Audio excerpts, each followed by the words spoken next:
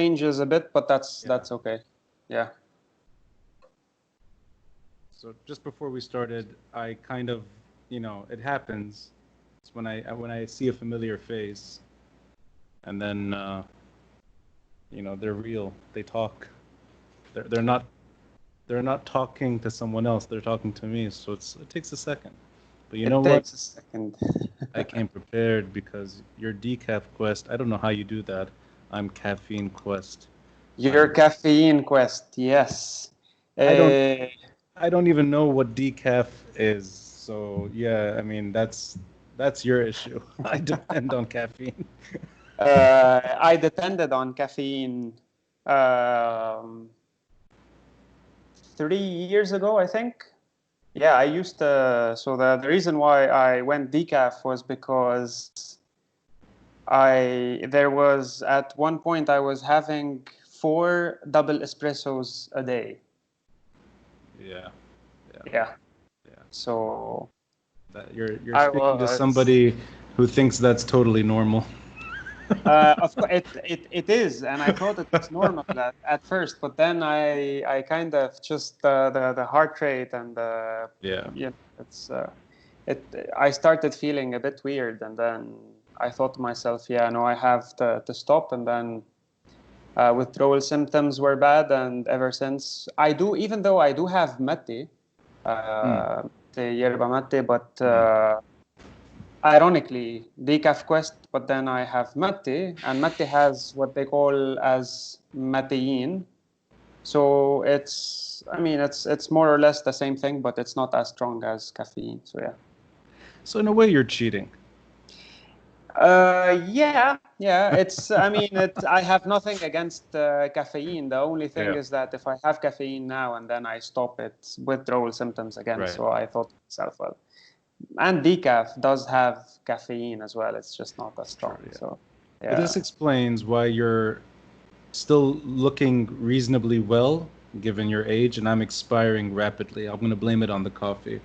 I'm Wow. I'm I'm sort of going downhill rapidly. Well, I I look I at all consider that. the white hair. Do you think that could be a decaf little twist too?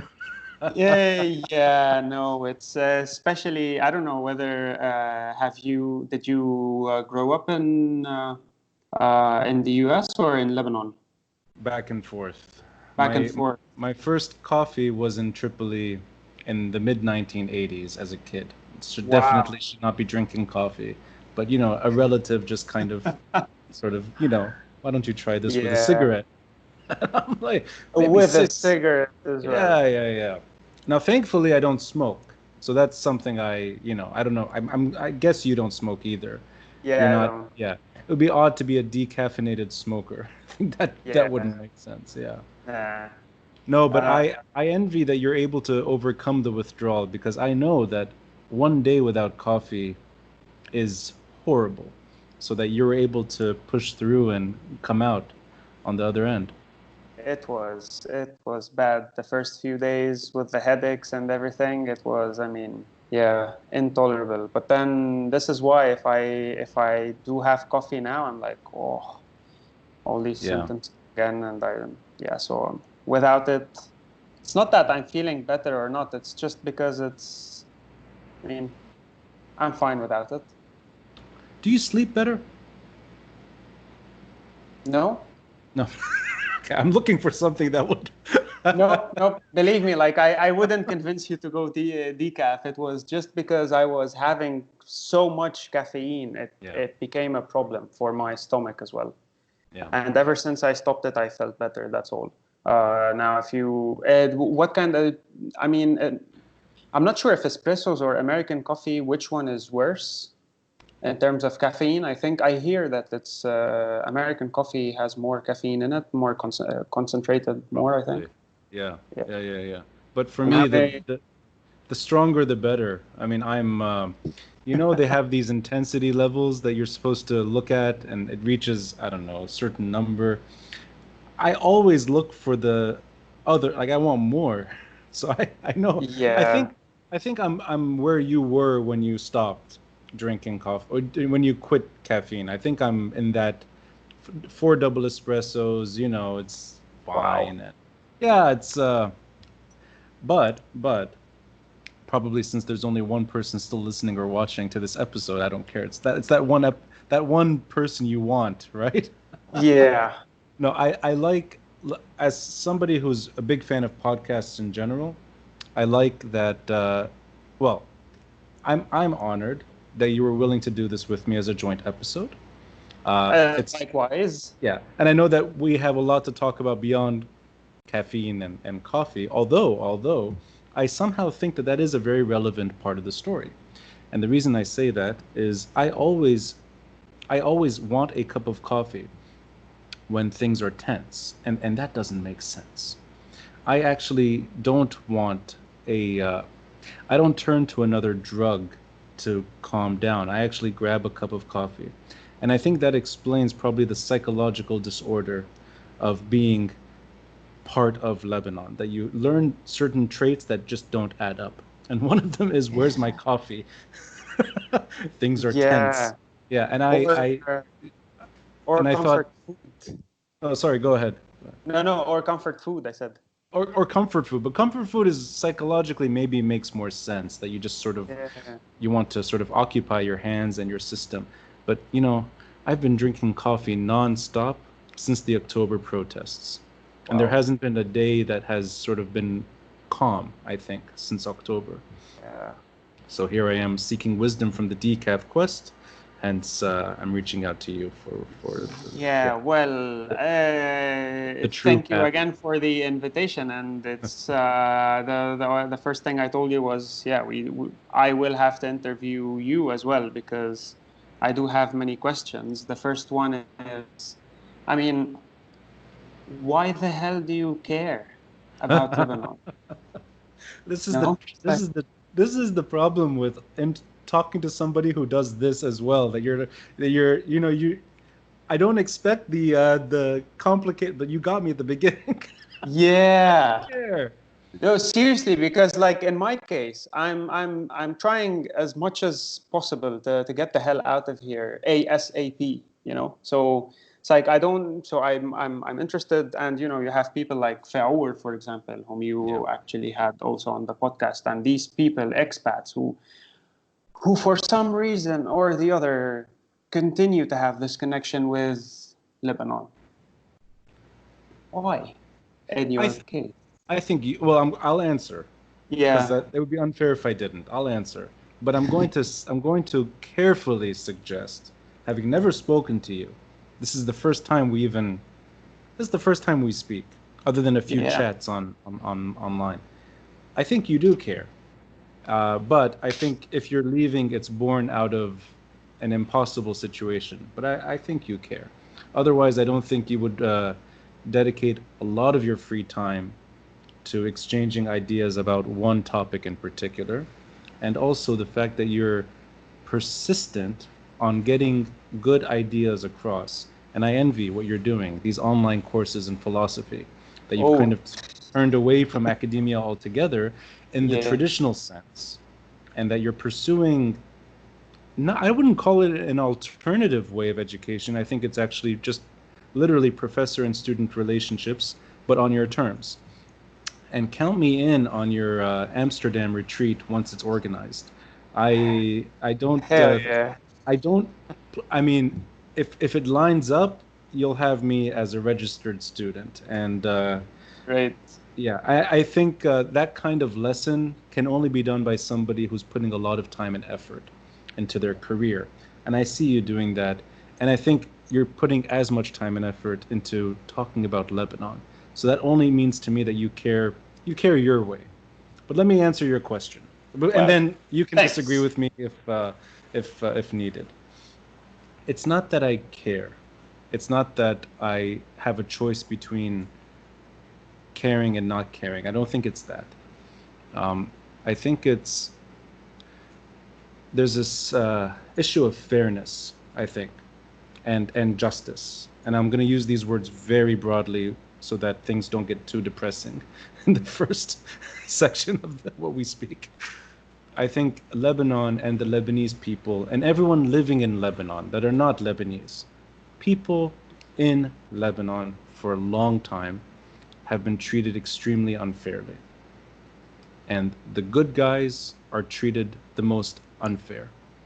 And the great people either end up getting killed because they really try, or they end up leaving against their will. This Yeah. includes people like us. This includes true heroes as well that we lost. Some of them are very, very, very decent people that should not have died when they died. And that kind of injustice, that kind of robbing a nation's soul in front of its people, for me, it's not an issue of caring or not caring. This is a duty. I think uh, I think it's in my DNA. And I speak as somebody with a limited audience, somebody with limited means. I'm not trying to sound braggadocious here. It's not ego. It's nothing like that. It's that I think life is not worth living otherwise. So, in a very small, small way, I take it upon myself to share that type of expression with as many people as possible. And I don't sort of, it's not that I have answers or I'm trying to necessarily seek answers. I think for me, sometimes the answers are very clear and sometimes they're not. And that kind of comes out in these conversations. But I don't think it's about that. I think it's about honor, justice, and fairness. And these are things Lebanese have been robbed from altogether. So that's the reason I do variations of this. I do different types of storytelling. But this is an extension of that. I hope that Yeah. answers the question.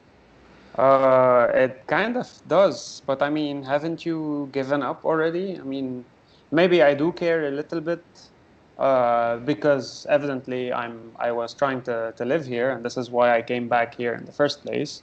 Yeah. Well, came back after my brief studies abroad. But then you come to a certain point when you think to yourself, I mean, come on. I'm bored. I see no results. No one really cares, and I'm not talking uh, about, for example, the podcast you're doing, or or all sorts of storytelling that you're involved in. It's just this kind of sense of duty. You continue to put effort into something that really doesn't care. At a country level. I don't mean, like, some people do care and they are interested Mm, in what mm. you're doing, but then what for? No, I constantly think about that, and I'm like, well, seriously, I give up. Why do you persist in showing a university that perhaps did you wrong that you can still teach philosophy? Oh,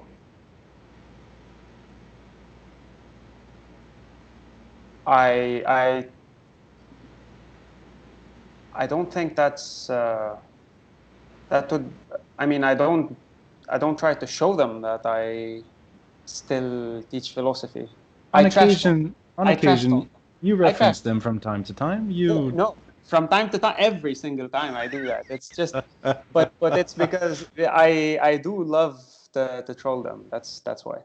okay, But but it has nothing to do with my, oh, now I see. Yeah, I did tweet once about that. maybe. Yeah, yeah, I did. No, particularly that. Yes. Uh-huh, uh-huh. Yeah. I know these are very different. I know they're not necessarily the same story, but on an individual level, Hmm. I think you're trying to prove your point that Yes, yeah. you're right.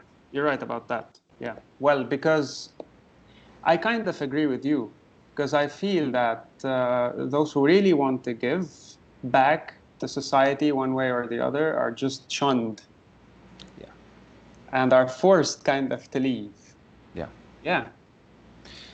I think, and this is subjective, I don't know if this is shared among people in similar situations. I think it's also you have to find a way to make sure that unjust loss is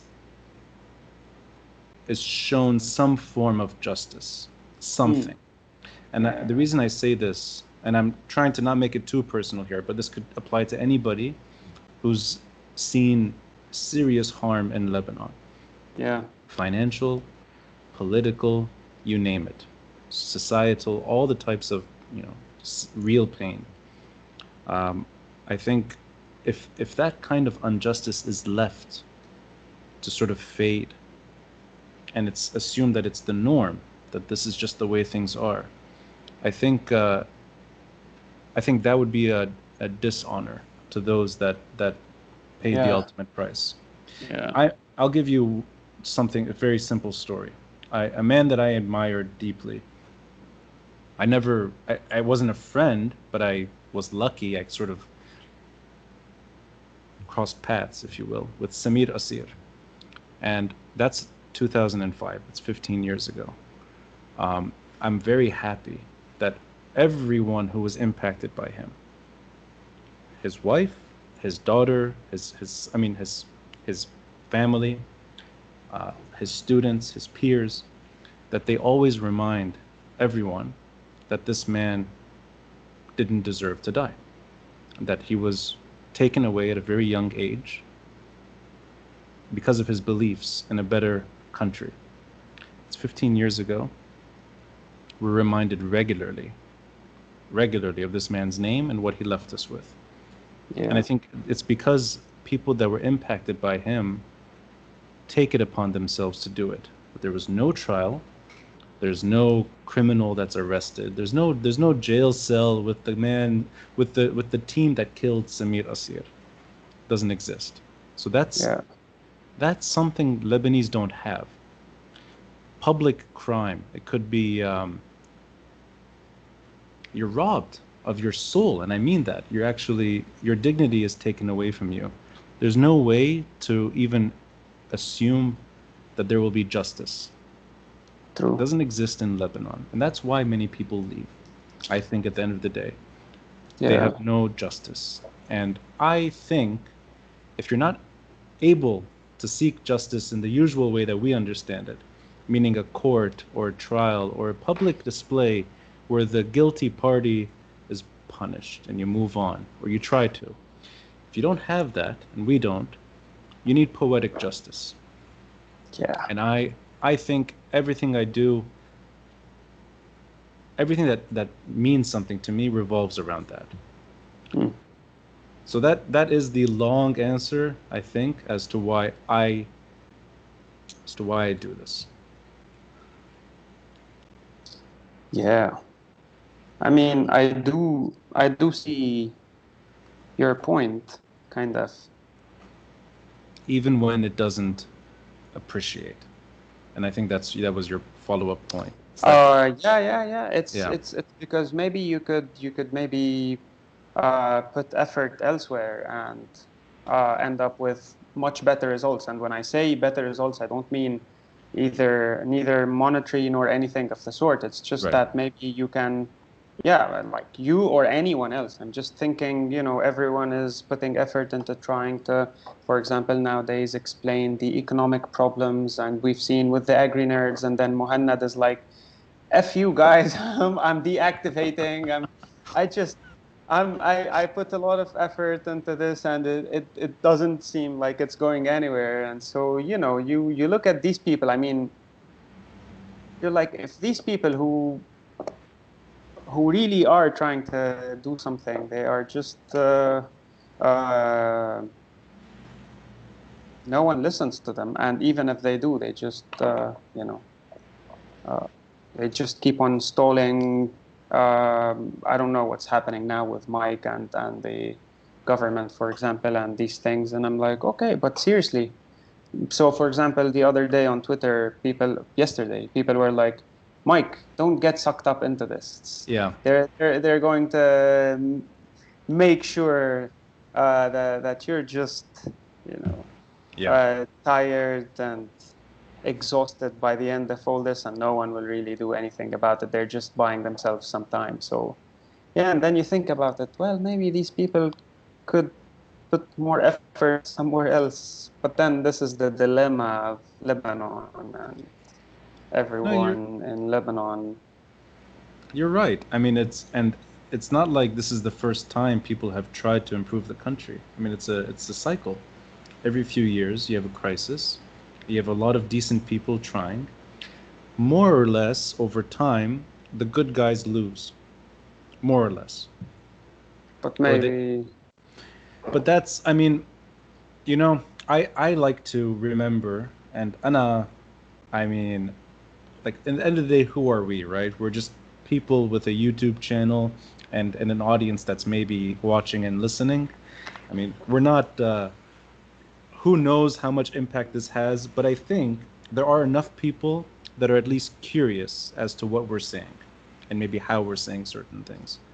And I love remembering a country that I never lived in, a country that is only for me it's images and it's maybe occasional videos and it's oral stories, a country that wobbled but worked. And hmm, I love looking back to the early years of Lebanon.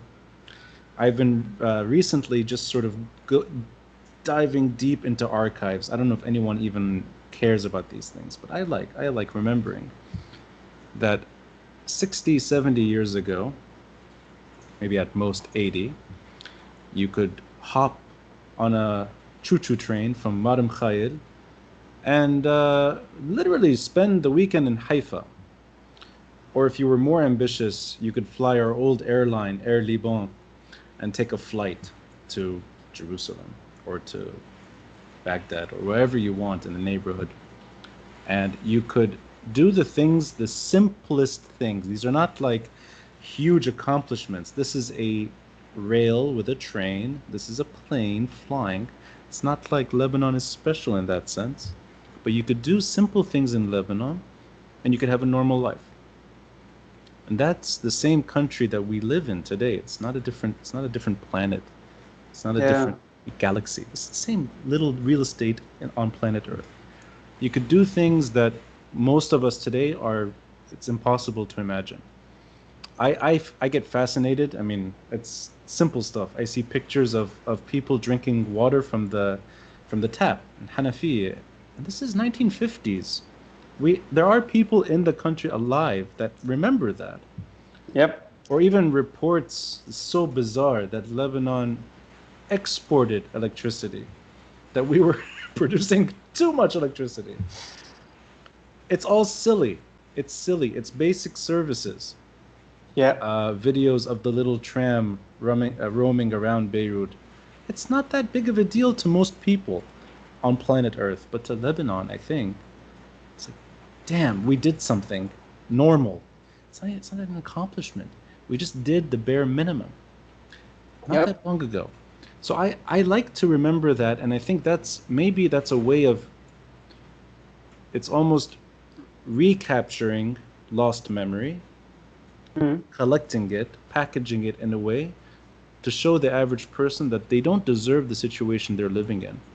That's the basic stuff. yeah, And that is actually, I think the momentum of everything we've seen since October, it's born out of things like that. It's basic stuff needs to work in this country. The basics are gone. the Ev- basics. Basics are gone. It's not about financial engineering. It's not about, I think it's really about, it's difficult to even have basic stuff today.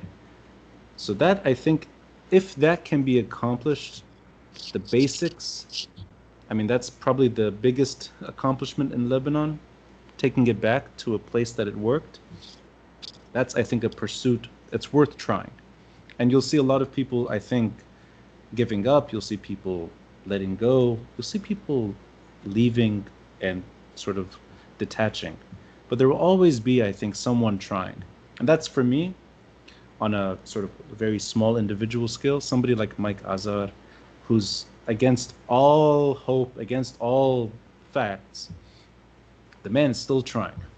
And he's Yeah, not he's not trying that. It's not like he just wants the economy to stabilize to the point that we can get an IMF package. yep, that it's, it's rescue. How can you level things to get money? He's trying. He probably will lose more hair. At least he has a beard, so he's growing it on that end. But there will, I think, as long as Lebanese know that they have potential and they had something better, I think you'll always see people like this trying.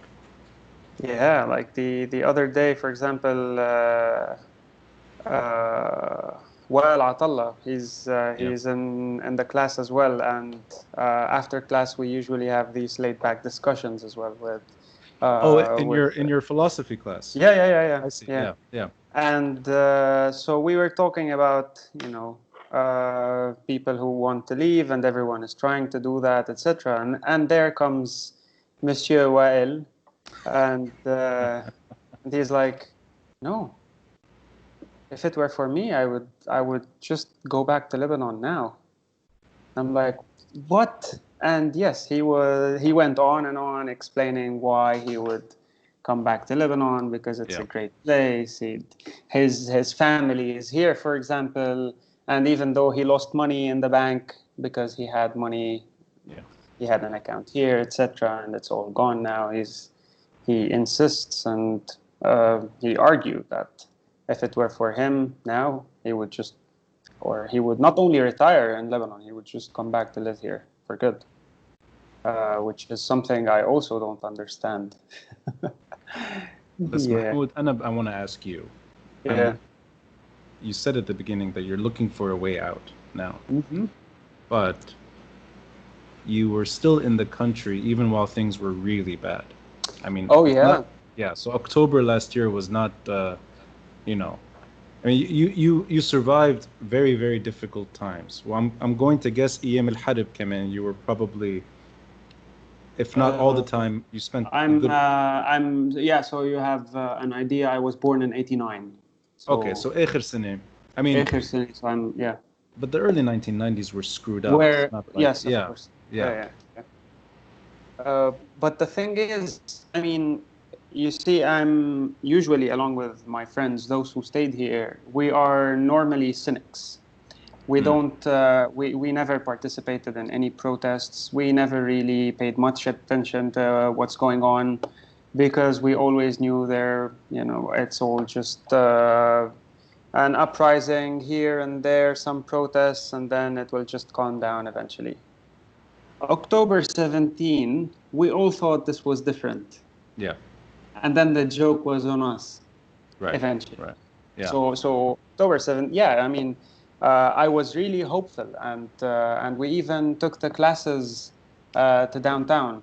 And we, Right. Yeah. yeah, and we were Yeah. like, okay, let's go there, have a discussion. Let's see what's going on, discussing economy and the status quo in Lebanon and everything related. Well, the philosophy, uprisings, and ethics and whatnot. And then bit by bit, this momentum faded out, and just Corona happened, and now you feel like there's a gloomy mood in the country now. I don't know. It's just it's weird, and I understand people are fed up. And I mean, the moment you said the lectures in downtown, Anna, I know the egg, when the egg was used for these rave parties, Ba'd al-Harib, Yeah. and all sorts of events in the egg, and then for 10 years or so it's shut down completely. And then suddenly you have AUB lecturers and others as well giving their courses in the egg. And I thought that's the kind of stuff that sticks. You have people falling in love again with the city and with its hollowed shell, the grand theater, people rushing in, breaking down those barriers and seeing Oh yeah. what was once really beautiful. But I think what you're saying about the joke is on us, I don't know if I would go that far.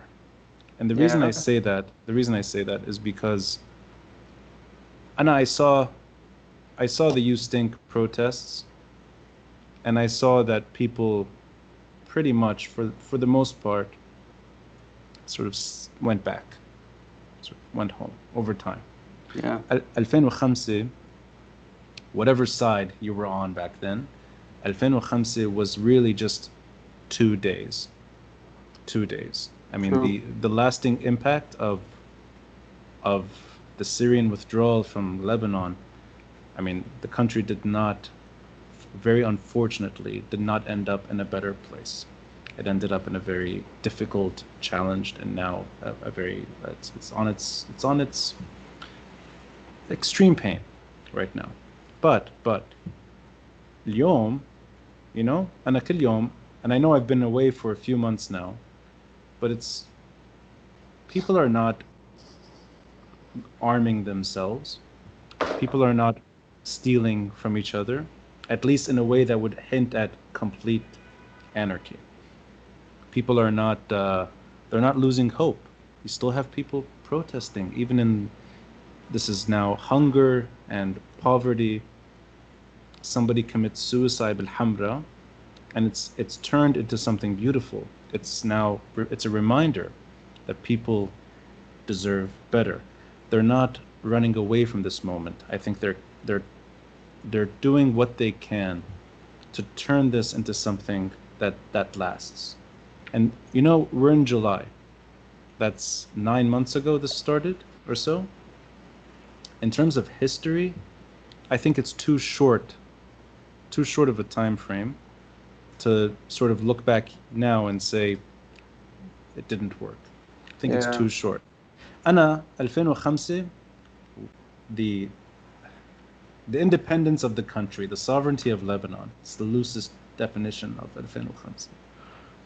It wasn't obvious that it had ended until years later. And it ended in a very brutal way. It ended through violence. It did not end through sort of conversations that reached an understanding. No. It ended through violence. And it took time to admit that. I don't know if we can say now that October 17 died. I don't think it might die. At the end, it might. And Lebanon may be screwed up for the rest of our lives. But I think it's too soon. Yeah. But that's somebody with, I mean, I'm not trying to, not in a way to disagree with your sentiment, but more that I think there's still time to maybe at least turn this into something that maybe works long term. It's full of maybes. It is full of maybes. Yeah. Why do you do your podcast? I'm curious. You've had very interesting guests. Some of them I've become friends with thanks to you. In a way, I saw them on your show, and I mean, these names you're referencing, these are people I actually admire, and you know. But you also have eccentric guests as well. You have all types. But I'm curious why you do this. I mean, why you put the time and effort into getting certain ideas across? I really don't know.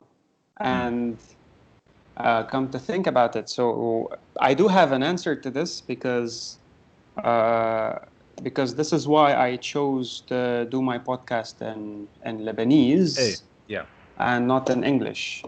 So I know why I do the podcast because of that, and I'll explain it shortly. But before that, it was accidental. And it started off as a joke. Yes.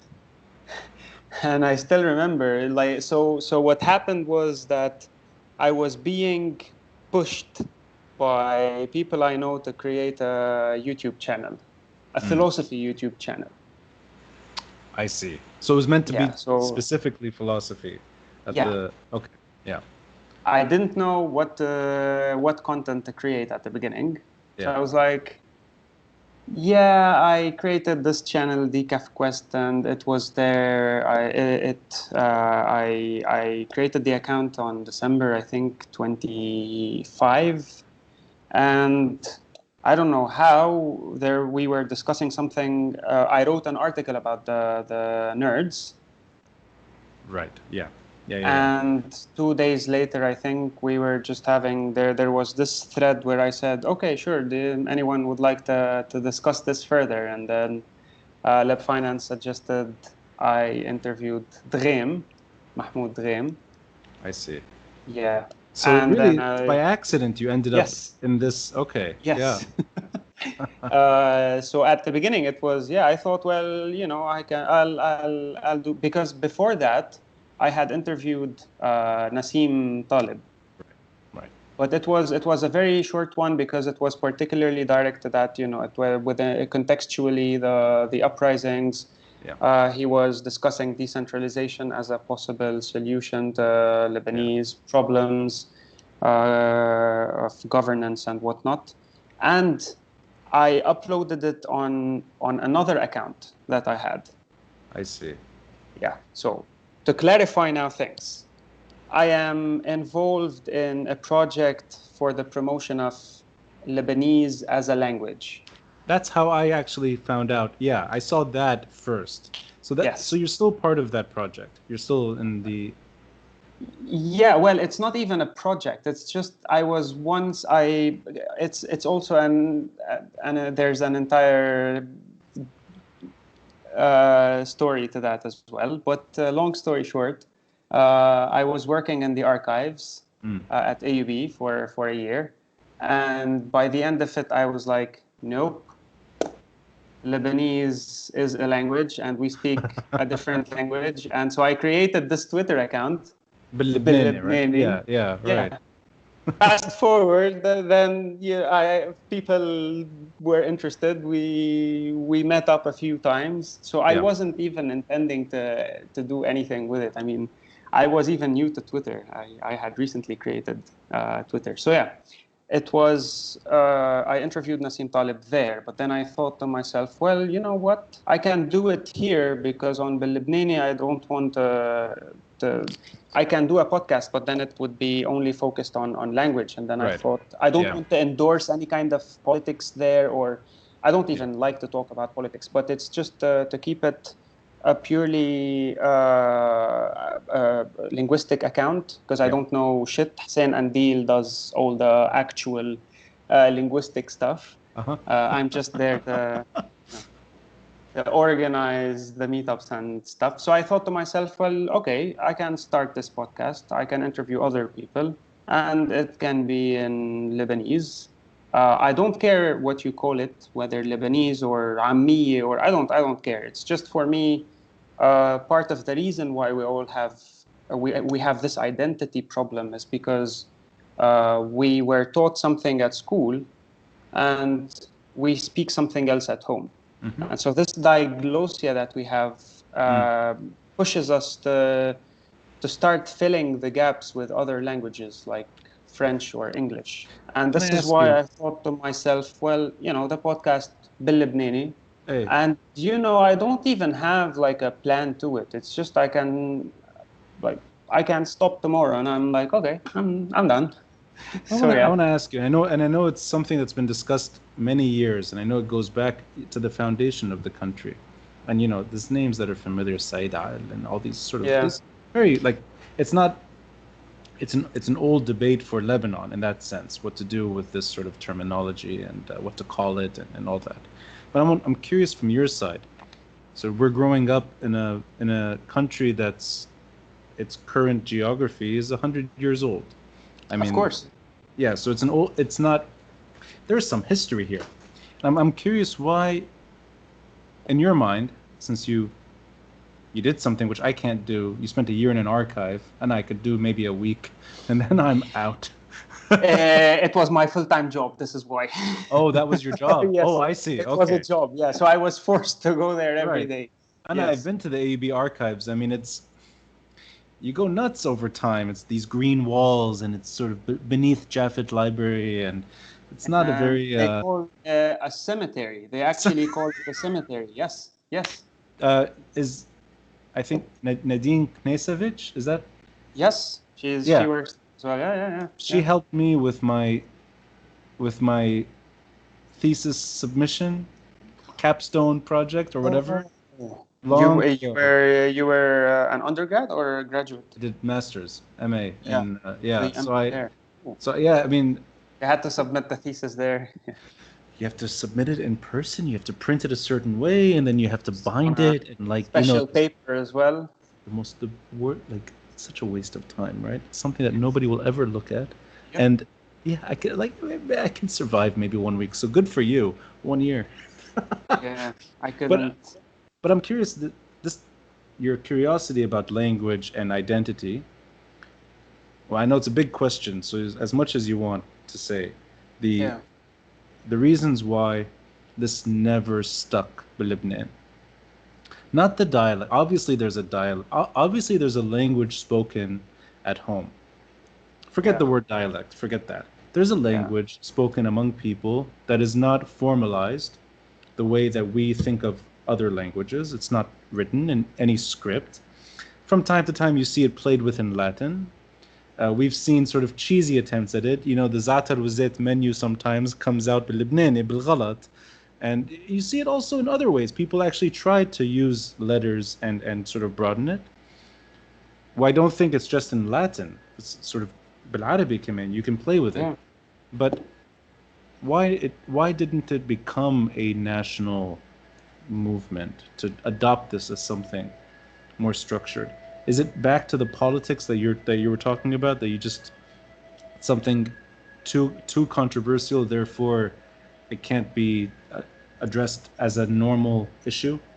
I mean, is that the final reason that politics destroyed the identity of Lebanon, and therefore its local language? Yeah. And now, when I say, well, when we talk about identity here, not as a nation state, because I don't like that either, because I'm not a nationalist, but it's just that by identity, I mean this geographical area where we happen to live with each other, and we understand each other, and we speak a language that we all understand. So by identity, it's like, Levantine identity, if you want, near or Eastern Mediterranean or whatever Yeah. that is. Yeah. So it doesn't come from a nationalist perspective.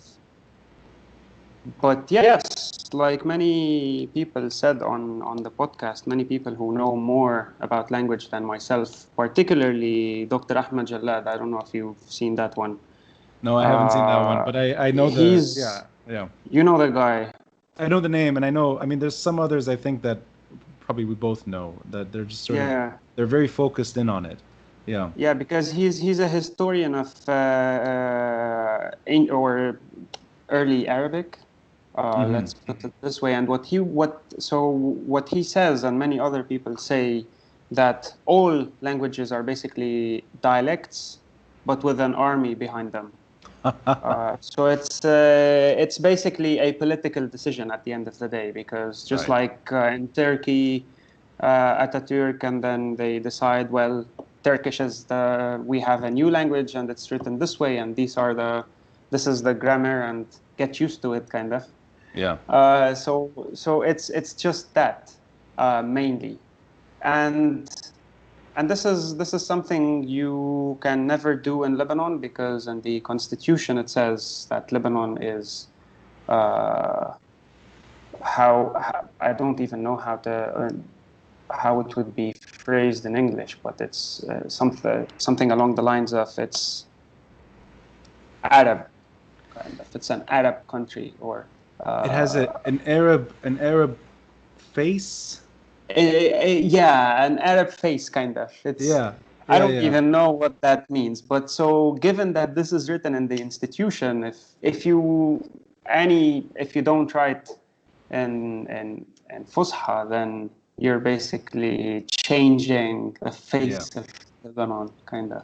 Right. Right. This is on the one hand, and then of course you have all the issues arising from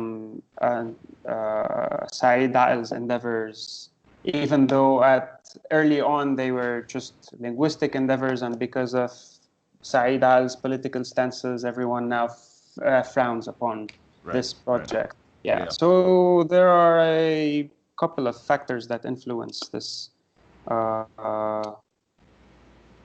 play an important role in in keeping Fusha as the main language. But I mean, I understand it, because the tricky part is we are a very small country, and if you really want to do business or to sell your books or to sell your articles or whatever that is, you either have to write in English, French, or Fusha. Exactly. And I'm going to ask you two things here, because I'm curious about this.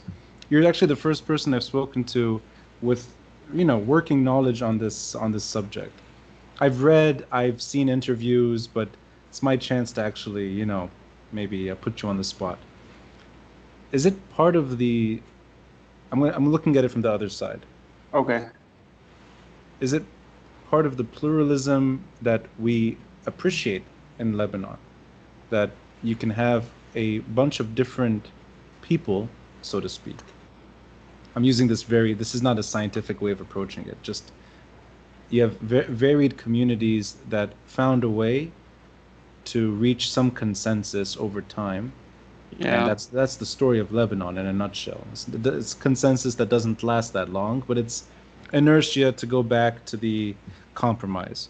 But the starkly different communities that are probably, for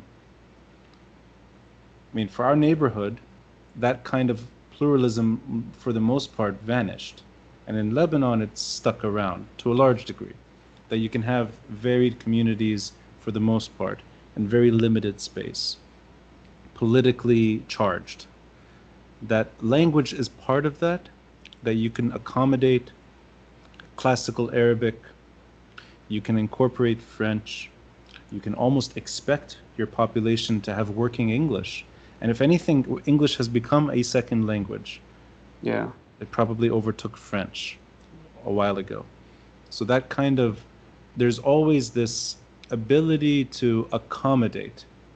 And languages is part of that. That we're all speaking Lebanese بالبيت, but when we go to school, we study in French or in English or بالقواعد, and none of us remember it that long. And that's part of it, maybe, that could be an unintended strength of not having the national language. And I'll add to that one thing. You have countries all over the world, smaller populations or small populations in general, they have a national language, but it's a national language that's, it's irrelevant, so to speak. You go to Slovakia, there is the Slovak national language. It is so similar to the Czech language as well. So it's kind of, you don't need to, it's not something that's so starkly different and therefore obscure. And it's Slavic. Many Slavic countries can kind of relate to it, and there's ways of communication. But most people in Slovakia speak English by default. And the older generations probably spoke Russian too. Is Lebanon in a way like that, in the sense that we just didn't do the final stage of making it the national language, but it's a need to compromise and a need to accommodate, maybe more so than other countries. And that's maybe the only good side of our stories, that we have the ability to accommodate all the time. Yeah, and I do agree with what you said. But the difference is that that's something I've repeated constantly on the podcast and elsewhere. It's Fusha is a dead language. Yeah. So it's not spoken anywhere. It's a written language, and this is the problem. So as Ahmed Jalad said, this is nothing new. Yeah. What we call Arabic, or what has come to be known as Arabic, is kind of a construed language. Grammarians came together and then they decided on what is acceptable as Arabic. But then since time immemorial, insofar as we have inscriptions, and this is his research, people spoke differently than they wrote. Right. Right. And there's this instance where it's an inscription written on papyri, if I'm not mistaken. They found in Damascus, and this was what the discussion was about. He recently published a book on it. It's a translation of the Bible written. If you read it, it sounds like a Lebanese dialect, if you want, spoken tongue. It's so similar to it, but written in Greek script. Oh wow. Yeah, so they're translating the Bible into Arabic. Oh, that's crazy.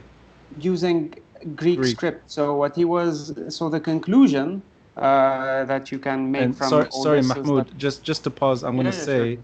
In case electricity goes out and why you disappear. Yeah. This will be what time is it? 11. No, the thing is, I don't know when they will cut it out. So yeah. Heidi, informal goodbye in case. Otherwise, we keep going. Yeah. So sorry, I interrupted you.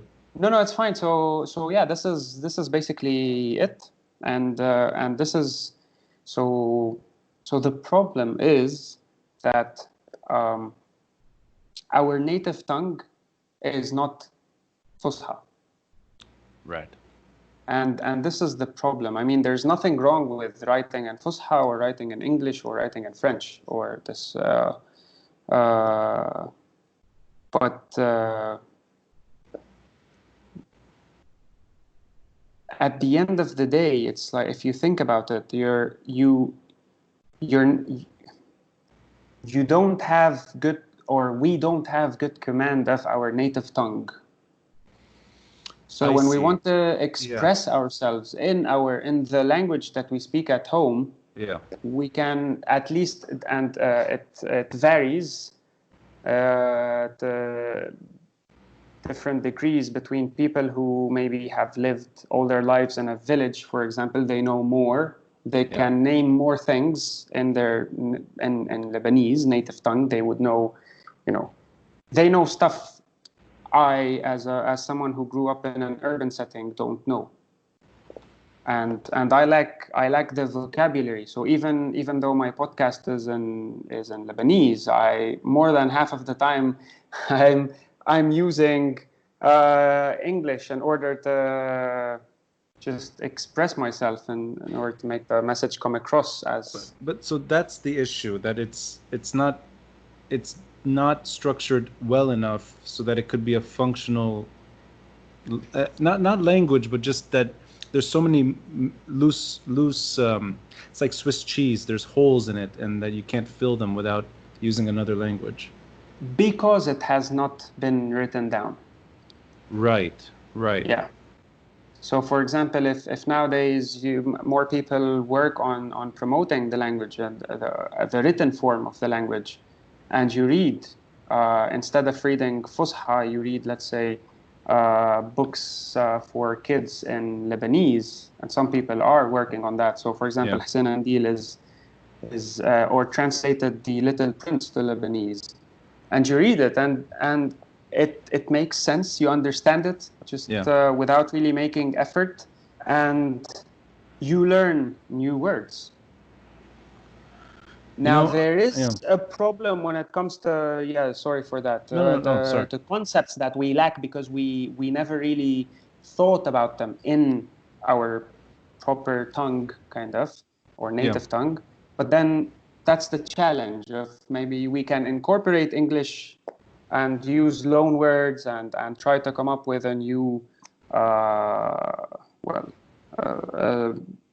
a syncretic form, if you want, of a language. Right. But the thing with Arabic is that it has not evolved in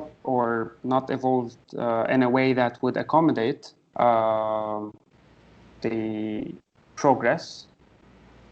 It hasn't caught up with everything that with technology and progress as of yet. Maybe other people can use Arabic fluently, but then the majority of the people cannot identify with it.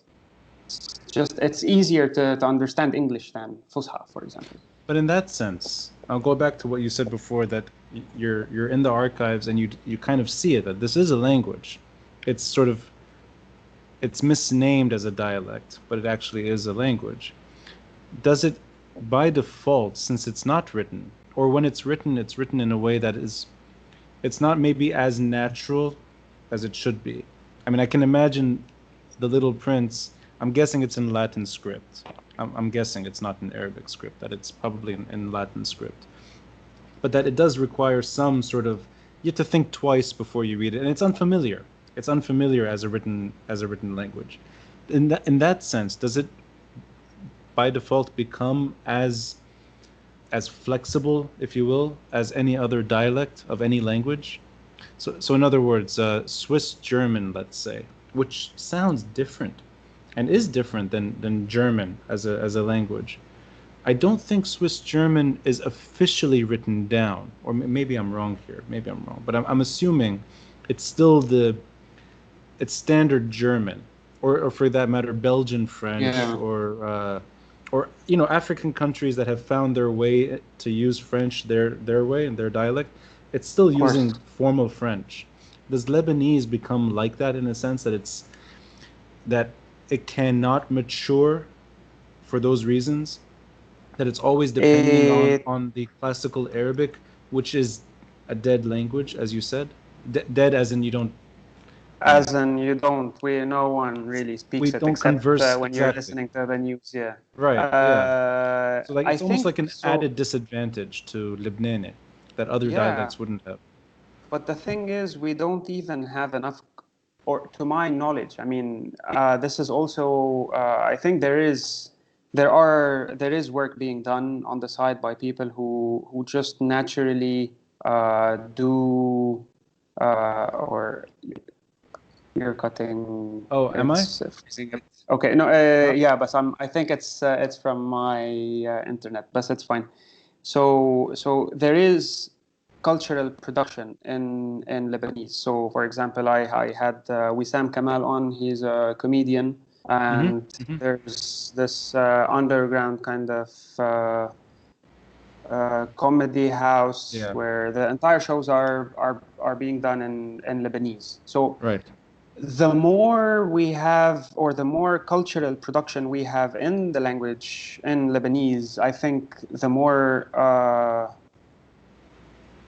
popular it will Yeah, become, and yeah. the more yeah. So it's I think it's that it doesn't really have to be written, or well, I don't know. It's a very tricky It's a very tricky subject to discuss, and uh, this is why I like Nassim Talib's argument about it. Bottom up. It's Mm-hmm, like mm-hmm. you cannot force people to standardize the language. Sure, that's It true. it just yeah. So it let it just happen organically, and then the more we write in our native tongue, the more we develop it further, the more we Yeah, think about it, the more concepts we have, the more comfortable we are at expressing ourselves in it. This doesn't mean that we should just ditch Arabic, or that we should stop writing in English. It just means that now we have yet another medium through which we can also reach people in Lebanon, and yeah. that's it. Yeah, That's well said. create our own uh, cultural production, like movies, theater, and they are being done. I mean, Yeah, but even that sort of bottom up approach. I mean, I think it does happen in ways we don't really appreciate. I mean, every WhatsApp message that I send to somebody is باللبناني, yep, and it's not. I mean, there's mistakes made. There's numbers that are filling in for letters. There's rules that are not very rigid, and sometimes you have to double check what they mean. I mean, but it's there. It's sort yeah. of it exists, and it's funny. At some point, you can look back on your chats, and that's a language that nobody has ever seen before. It's like that's the Lebanese language. Of course. Yeah, so I that's a good way of looking at it. That it can't force you can't force it otherwise. Yeah, This is the natural way of expression. exactly. And it's okay to incorporate concepts and loan words from other languages, Hmm. and so far as we are making ourselves understood, and that's it. Yeah. So if you want, what I call for is just, or what I would like to see is, of course, not at an official level, because you still need to write, for judiciary purposes and other maybe business purposes. You need a standardized language Mm, for mm. efficiency purposes. That would be so But funny then, to see like a court order باللبناني. باللبناني. Well, maybe eventually, we never Yeah, know. But then listening to the news in Fusha, I'm like, I don't understand shit. yeah, yeah. I cannot relate to it. They use words I never understand. And how can you really, like, if, and supposedly I went to school where I studied Fusha for 15 years, Yeah. and I still don't understand the news. And You it's know, not because I'm not trying to make an effort, or I'm trying to make an effort. It's just sure. it's too difficult for me. But then when people speak in Lebanese on TV shows, let's say people like Dan Ezzi, he goes up. Mm, People, mm. the interviewers are, or would ask him in Fusha, and then he Yeah. responds in Lebanese, and I understand what he's saying, not the question, for example. You So, know, but I'm yeah. glad you said 15 years because same thing for me. Although, Yeah. yeah, half of those years were in America. So أنا مثل حمار. I'm studying فصحى قواعد. I had a what's that dictionary everyone uses? Hans Ver. Hans Ver. This is it's meant for foreign students usually to study Arabic. It breaks down all the verbs in their 7 structures. It's a very dense book, but it actually makes it's a way to maybe, with time and effort, you should be able to become proficient in classical Arabic. Sana, suburbs of America with a backyard and a forest, and there's deer showing up, and you drive to school in your bus or whatever, taking your backpack, and there's this like Fusha and America, they don't line up naturally. As a kid, going to school, and there's no interaction with anyone that I'm never going to use this, right? Yep. But parents wanted me to learn it, and it just didn't work. It didn't work. وحتى باللبنان it didn't work. Actually, the years and years of practice. I mean, it's understandable. Yeah, you reach an intermediate level, and then over time, if you don't use it, it just sort of it dies away. But I never took a course باللبناني. وأنا about 20 years of my life مش بلبنان. Well, I remember most of the conversations that family friends would have باللبناني, and it stuck. And I never took one course in it. Now I'm not proficient باللبناني, and I actually, before we recorded, I mentioned this to you, that it would be a horror show if we tried the whole thing باللبناني, right? But I can get Yeah. by. I can get by. And I like what you said about watching TV. Always the case with me. Anytime the conversation shifts from formal to local, if you will, it's like the whole conversation makes sense. So there is something missing from the equation there. And I agree with what you were saying in terms of this may be a fundamental problem for the country. Without getting political, forget the politics associated with Of it. course. Yeah, Yeah. but that it is a strange dichotomy to have a spoken language that's never structured, not given its fair chance. Yet the population depends on it, and it sticks. It is a language, and yeah, all of the above add to the complications of Lebanon. Yep. So we do have an identity issue in Lebanon on all levels, basically. Uh, just like one fellow tweet wrote, there are too many Lebanons. Yeah. Who wrote that? Wallstar. I don't know Okay, if yeah. you, No.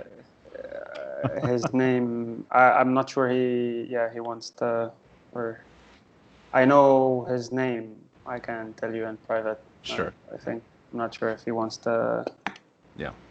make his Mahmoud, name and I'm public. curious about something else. I'm going to ask you. I know Yeah, sure. I know it's unfair that I've been putting you on the spot. I'll No, let it's you fine. I'll let you put me on the spot because this is a joint episode. So Yeah, sure. I've already been too unfair in that sense. But one other thing. This kind of conversation, which it doesn't happen in real life. If we met in person and we sat down at a cafe, we'll have a variation of this, but it wouldn't be as I don't think it would be meaningful but in a different way. It's almost like we'd get to know each other maybe in a more natural way, but I don't think we'd be able to explore everything we're talking about right now. There's almost like there's an intimacy to this type of conversation that allows a lot of topics to get discussed, and you can take as much time as you want. You can actually go very deep. We could go deeper into language, but I'm curious in your episodes, and I think you're in the 30s now, if I'm not mistaken. You're in the late Yeah, upper 30s, 30. Yeah, 39, if not maybe, or you're. But you've had quite a few guests on. 30, 31, I think. Sorry, 31. Yeah. Yeah, But you've done this many times. yeah. I'm approaching 200. So Yes. You've been in the business way more for longer. That's true. That's true. But I think both of us have that kind of we've done this enough times to know what the benefits are, if there are benefits. Is there anything that you've gained from these conversations that you wouldn't have gained otherwise? And this, by the way, this could include something basic, that you have a platform where you can reach out to Nassim Talib or to Dan Azzi or to pretty much anyone you'd like. And sometimes I think we see each other on Twitter reaching out to people. Some of them I've reached out to myself. And it's that kind of are you finding yourself as a more fulfilled person after you have these conversations? Do you sense that you're learning more and more as time goes? Because I'm curious what resonates with you, because we're over an hour now. We've been talking quite a bit, and this for me could carry on and on.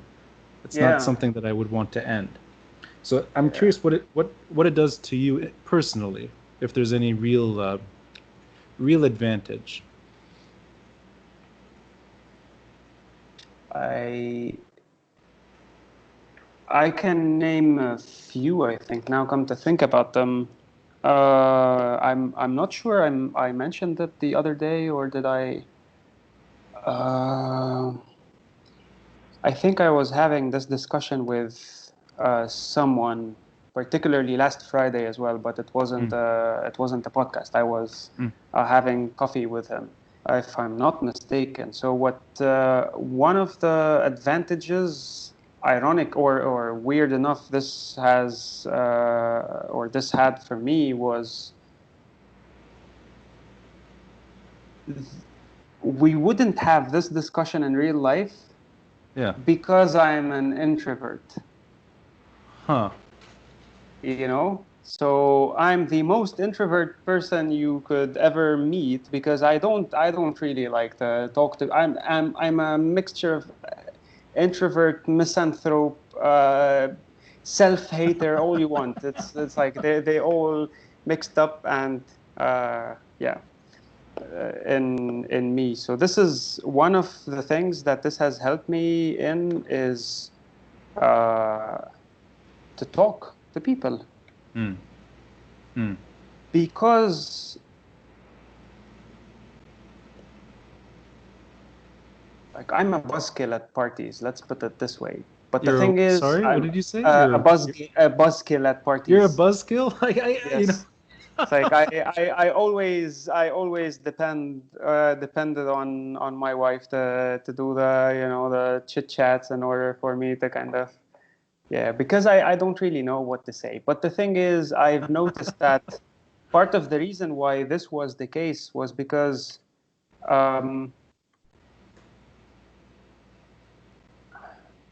it's weird, but it's I never really in a way or another. And I always thought that I would never have interesting discussions with people around here. So I never actually tried. So you've got an introvert who had given up on Lebanon, thought that I could never have these interesting discussions with anyone. Hmm. And all of a sudden, I'm discovering an entire new world. So this is how the podcast, in one aspect, have helped me a lot. It's not really because I'm an introvert or not. It's just because I'm having discussions with people from diverse backgrounds who are doing different things, Yeah. and I'm learning a lot, and I'm enjoying the discussions, and it's just fun. Yeah. You know, I'm So I cannot I really, or maybe I can explain, but then I meet them in real person, and then it feels as though we've known each other for a long time, and things just, yeah, this has been my realization for the past 2 years, that through Twitter and through now the podcast, I've been able to develop and build relations that I wouldn't have been able to prior to that. But it was primarily because of my mindset. That's really interesting. You know, I'm glad you said this. I would never turn you down at a party. If I saw you at a party, I would go straight to you. I would actually skip the party and want to talk to you. So that's actually quite interesting. I never imagined you as an introvert. So that I'm glad you're saying that, yeah, it shows that there is something here. This way of communication does Yeah, offer something. Uh, it allows your mind to explore things that you wouldn't be able to as well. That's by default. I mean, we're doing things that don't have borders. You could literally call anyone you want on this yep. planet. But there's something else that I've experienced. I know until February or March, I think. Uh, I was doing these episodes only through audio, Oh, and the overwhelming majority, with the exception of a few, were in person. So I would actually bring my microphone, I would plug in, and I would sit with someone for an hour or so, maybe even longer, and just have this kind of conversation in person. And I thought the advantages were there, in that you need to have that human contact to get to the bottom of an issue together. And I shied away from from internet and online interviews altogether. Of course, COVID made that impossible, right? So I just reluctantly said, you know what? And I had one guest who was happy to try. And I discovered something, that there's a lot of strength, there's added value. There's one thing that's missing, is that I actually do enjoy having this conversation in person. And I've noticed that once the microphone is on, once the recording starts, the communication shifts from friendly chit chat to something that's maybe a little deeper. But online now, I've been stuck in the same place for almost half a year. I've been stuck in the same block in New York. New York was really hit hard from COVID. And I've had the most meaningful conversations my whole life, all from one location. And I'm talking to people all around the world, and also able to still get in touch with people in Lebanon regularly, including you. So there's yeah, something about, maybe it's something that it's a blend of many things. It's having the time and space, no interruption, and it's also that with a click of a button, you can explore as much terrain as you'd like. And I sincerely miss the in-person interviews. Actually, I wish I could do them more. But while that's not happening, this is another way to do it, and it saves a lot of travel. In that sense, I don't have to book a flight to meet you. I can actually do this here, and and wow. and we can get to the bottom of something that we couldn't do otherwise. For me, I've met many people now. I'm sorry, I haven't met them in real life, but I've spoken to them. They, over time, and I say this as somebody turning 40, they've given me the space to reassess certain views that I had. Yeah, And yeah, that's something I have not felt in a long time. And words that I assumed to be only negative, they turn out to be not so negative.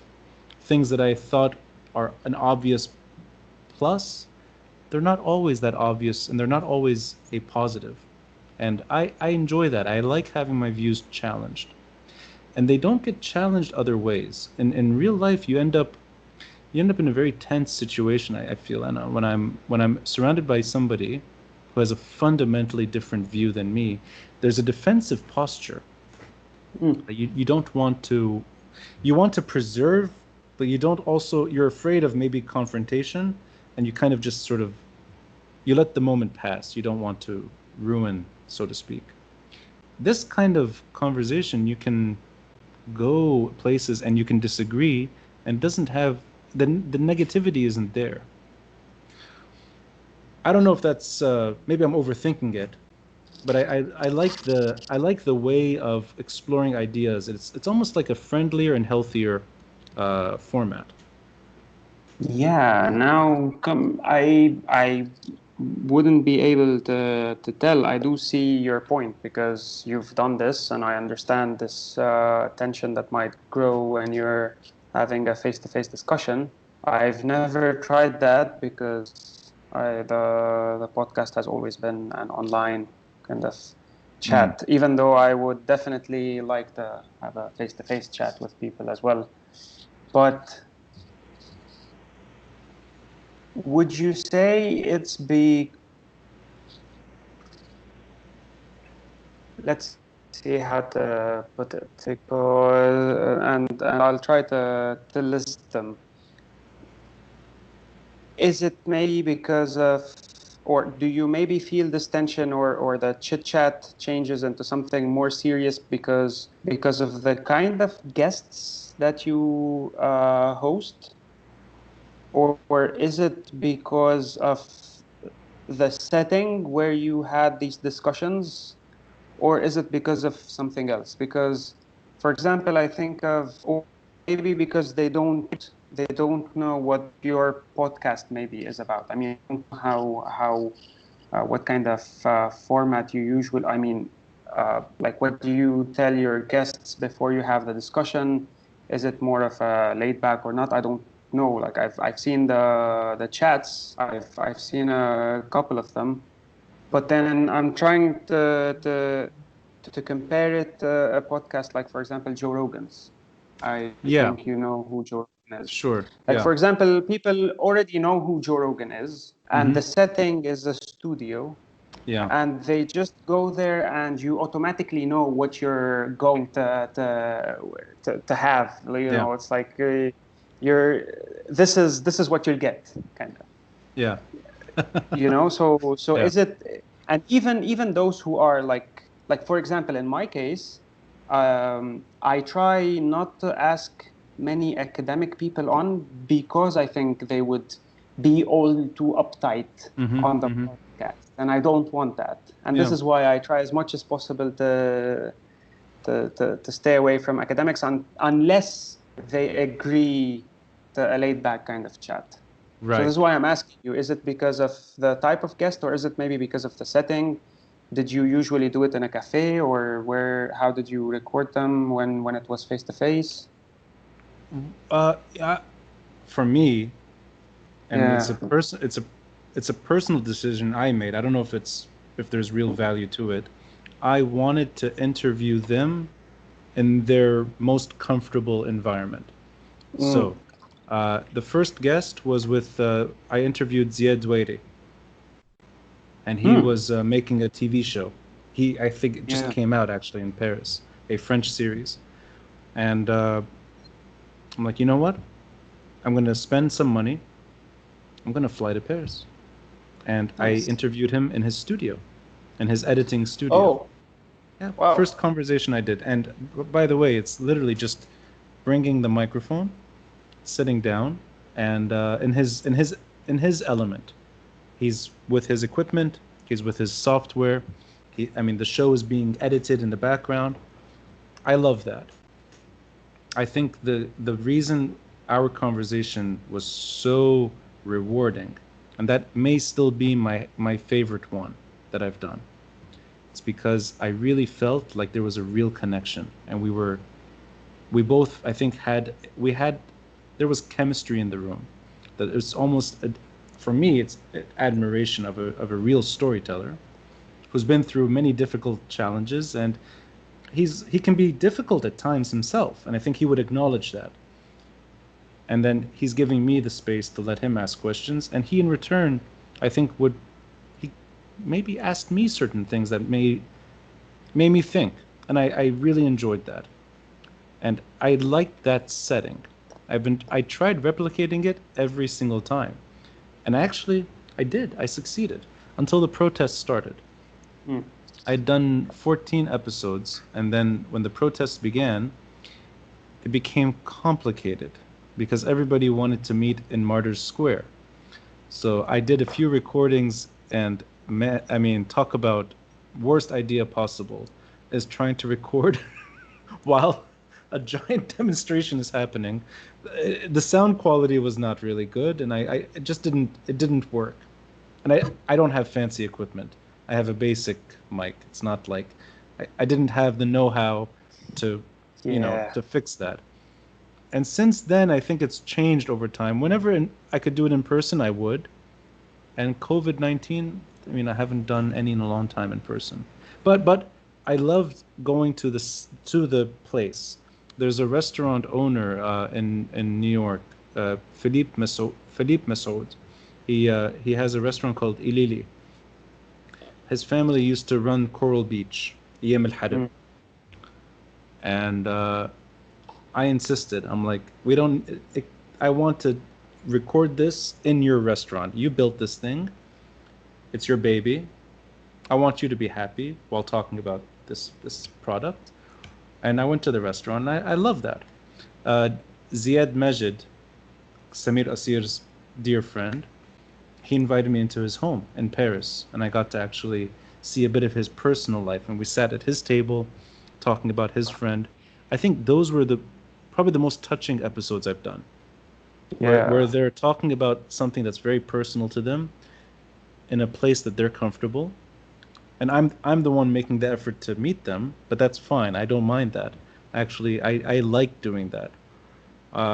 But for better or worse, COVID-19 changed that. And I found that you can reestablish that kind of chemistry. You can, with some difficulty, but it can be done online. It can. It's a different way. It's sort of maybe it requires a little bit more time, maybe, and more, I don't know, more electricity sometimes in certain situations. And in certain situations, Yeah. sometimes I'm during the course, and then the electricity goes Yeah. out. Then I just wanted to add one thing. That kind of luxury that I built in a way to have an audience and have somebody who would want to speak gave me. I was lucky. I got to sit in Gibran Twainey's office, bin Nahar, talking to Naila Twainey about her father, and his chair is there, his scarf is there. These are things I don't think that would come online. I think that kind of conversation you need to do in person. And maybe certain ones, it's okay to do them online. You'll get the message across. You'll deliver, but in person does matter in certain situations. No, I do agree. It's the thing with in person is that you do have to have now in Lebanon. I still it's my podcast is still nascent. I don't know what I'm doing. I'm still learning, etc. It's not nascent. No. You have a song. You have an intro song now. It's done. You're professional. No, I'm not. But the thing is, I do agree with you. Personally, I would rather face to face as well. It's just the logistics, and then it's definitely easier as you're starting, because it's basically the cheapest. It doesn't really cost me anything. I just reach out to people, and if they're interested, we go online and we just have a chat. But I would definitely, for example, love to have face-to-face chats. and because it's different. I mean, and this is why I enjoy podcasts like that of Joe Rogan's, because Yeah. there's this chemistry there, and people just talking to each other, and then they forget about the fact that they are being recorded and they're just having a chat. Right. And this is the most interesting part, because even if you have some questions in mind, at the end of the day, it's just it's an organic chat, and you get to explore different topics, and tackle different issues. So these are the kinds of podcasts that I enjoy, and that I would one day, if I'm going to be continuing with this, I would definitely aspire to start recording the chats face to face. So I'm glad you're a fan of Joe Rogan. I don't get the chance to talk about him that much. You have to be yeah, you have to be in the podcasting thing to know. I mean, this man, uh, he's just a guy. He's a stand-up comedian, mixed martial arts fighter. He's an average guy. He flirted with TV for a while, had his own show. Was it Fear Factor, I think? Fear Factor, yeah. And he was on an earlier show. I forget the Newsroom. A sitcom, like comedy, whatever. The guy has become such an important voice when it comes to ideas and conversations. And I mean, it's just a table, two cameras, maybe three, one assistant in the back, just sort of, making sure things are running. But that's it. It's two chairs, two mics. Maybe at most there's a third, or on the rare occasion there's a fourth guest. But it's really just 2, 3, 4 hours of exploring ideas. And the man, I mean, you can tell that the guests are thrilled to be there. And I think you see it, that they're enjoying it. They want to talk. Yep. Yeah, and I find that something very attractive about it. And I can't imagine myself stopping this now. And I kind of, the bug bit me. I agree with you. The dream would be to have something like that, really. Studio is maybe too fancy of a word, but just a place that's very comfortable. I mean, his is just 2 walls, a flag, and some photos, and some gadgets and gizmos on a desk. It's very simple. Yep. But that's the kind of environment I would like to have, that kind of conversation too.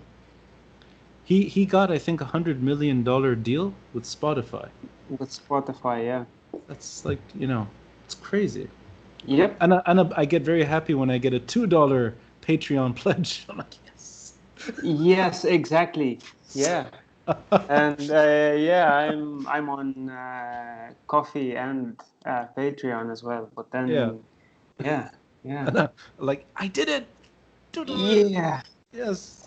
with a nice message there. Keep up the good work or whatnot. But yes, it's and you know why? It's because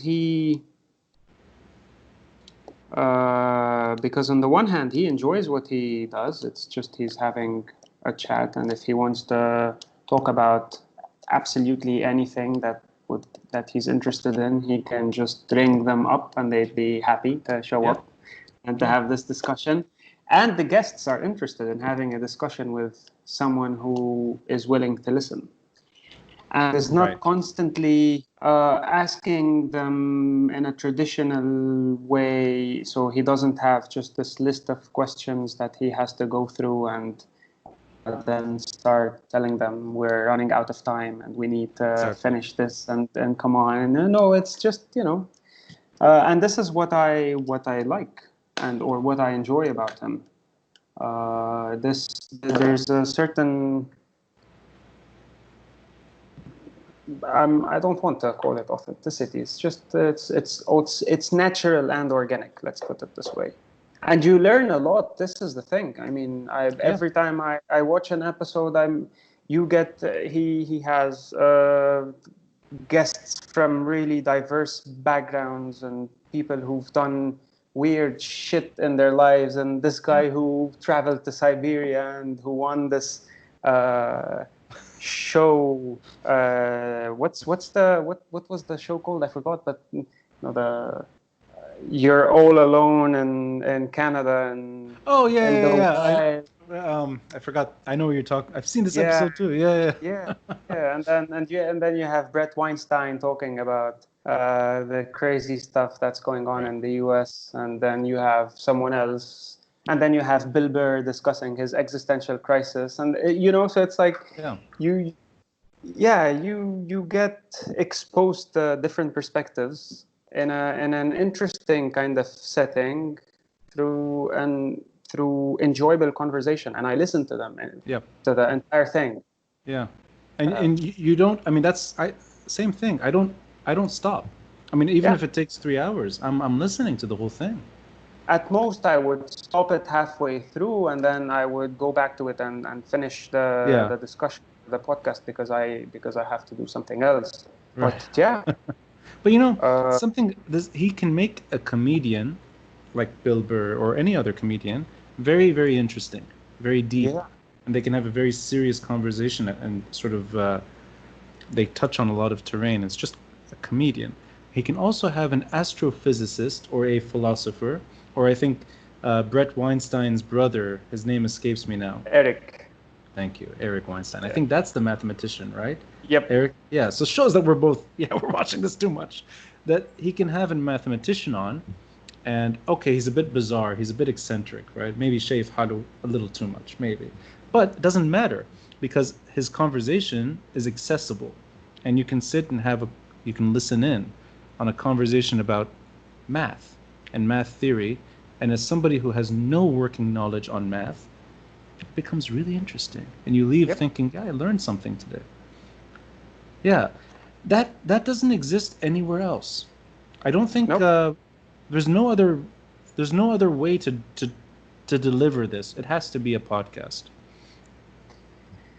I think in the Yeah. old days, much our parents, but I think the grandparents, when they would talk about how much they loved radio and just sitting by the radio and listening for a Oh, long time, that's something that we lost. interesting. Yeah. And I think Yeah. maybe this is a way of compensation. It's like this is all, there's something about this. I think that if you're just listening and you're enjoying, it is kind of like sitting next to the radio. True. Of course, it's a radio that you determine when to turn it on and off. It's not, if you miss it, it's okay. It'll be there for the rest of your life. It's Yeah. probably on your phone. You don't have to wait for the replay or anything of the sort Right. either. But Exactly. yeah, this is an interesting observation as well. But I don't know why you started or how you got to start your podcast. But I kind of, and it seems that all your guests are focused or hover around Lebanon more or less, and Yeah. that's pretty much. I would assume it's in the name. I mean, Banyan is not really just limited to Lebanon, but I kind of think about AUB every time Yeah. I hear Banyan. I hope that doesn't make you Uh, happy. I hope that doesn't turn you off when you. I love the AUB campus, man. Good. Okay. Yeah. Yeah, yeah. My problem, I don't even have a problem with AUB, by the way. My problem is with LU. But No. Yeah. I like the trash talk. It's just it's a Twitter thing. No. I like to trash talk them. I only interrupted you because I know people that dismiss AUB and they think of Ras Beirut as just a bubble and that it's sort of, people should look beyond. But Oh, okay, so no, I'm glad you're a no. fan. But You're a my fan of, my yeah. and this is another thing as well because so during my stay at the archives, I also got to watch oral histories with people who grew up in Ras Beirut. One of them Mm, was Kamal Badr, Dr. Kamal Badr, mm. and he spoke about the banyan tree as well. Yeah. So Yeah. it rang a bell. This is why. Hmm. And it's interesting to see things from their perspective as well and how he grew up and yeah. The more I got to know people from this Ras Beirut bubble, Yep. if you want, it became even more interesting Okay. because Yeah. you get to know more about how things were, and I've spoken to people different ages, and it's just, yeah, it's interesting. We can talk about that Well, eventually. but Yeah. but I think in there you asked, and I interrupted you, but you were asking the focus on Lebanon as opposed to Oh yeah. yeah. No. I mean, Why did you, or how did you come to start your podcast? And uh, it's actually a very easy answer, and I give a walking tour in Beirut. It's called WalkBeirut, and oh, maybe you've heard of it, or maybe I've heard of it. yeah. Yes. And in the old days, I mean, a while ago, uh, I used to start at the banyan tree between Bliss and Medical Gate. Just Yep. that tree at the corner, Yep.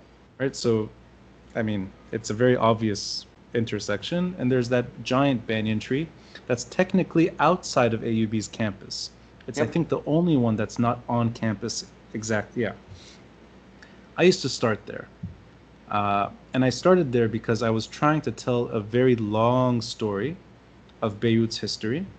And I thought the best starting point, the best meeting point, would be under a giant tree offering some shade, a tree of knowledge. And that is literally the tree of knowledge. The banyan tree is meant to be the tree of knowledge. Branches that grow horizontally, roots that grow horizontally. It's a very horizontal tree. And I loved the shade. I loved looking up at times while talking to big groups. I loved hearing the birds chirping. And I loved the story of AUB and why that banyan tree is even there, and why there are obscure trees of knowledge in Beirut to begin with. So I Yep. started with Daniel Bliss's story and the planting of these trees and the foundation of modern Lebanon, really, the Syrian Protestant College. And I used to always turn to, I used to hear his voice sometimes, Kamel Salibi, the historian who wrote A House of Many Yeah. Mansions. And, you know, AUB's probably the most important professor. I rented a room in one of his old buildings on Sedet. His nephew became a friend, and I got to meet Kamel Salibi. And I thought, this man is so interesting. He can be offensive, he can be harsh, and he can be hilarious. And I think he was in his 70s then, so he had already left AUB.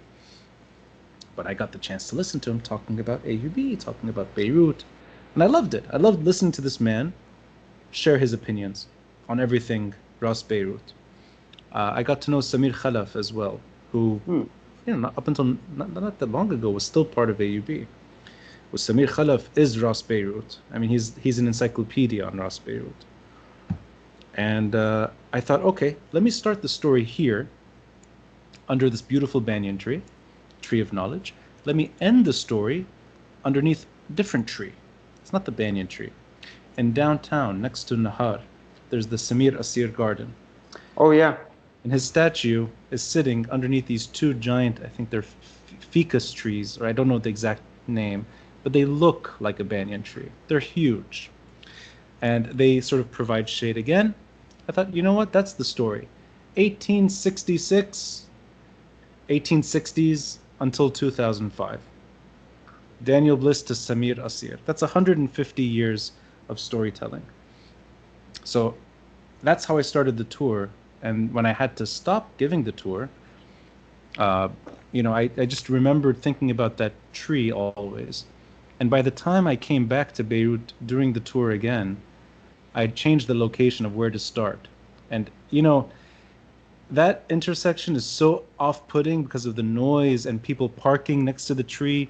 Security became very relaxed. You could just park. It became dangerous to gather people there. But I always thought about that tree. And then, when I started doing the podcast, I'm like, let me go back to where I started, symbolically. Let me go back to the stories that I used to share at the beginning. It's like, that's the perfect place. So I called it the Beirut Banyan after that tree.